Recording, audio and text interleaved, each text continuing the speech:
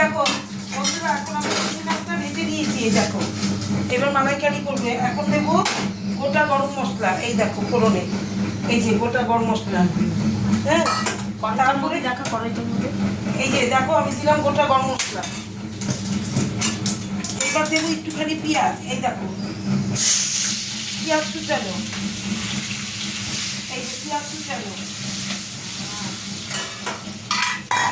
এই দেখো একটু পেঁয়াজটা একটু লাল লাল হলে তারপরে আমি দেবো এই যে মশলাটা এখানে, পেঁয়াজ, রসুন, হ্যাঁ, আদা, জিরে, এই সামান্য যে ধনের গুঁড়ো, জিরের গুঁড়ো আর ধনের গুঁড়ো। এই যে পেঁয়াজটা, এই দেখো আমি এখন মশলাটা দিই।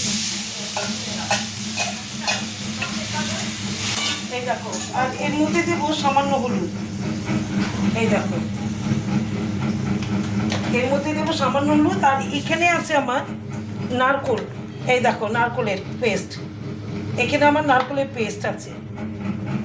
তা আমার রান্নাটা বলে আমি আবার দেখাবো তোমাদের কেমন হলো। আর এইখানে করেছি, এই গ্যাসে করেছি। আর এই গ্যাসে করে নিয়েছি দেখো আর মাছ ভাপা।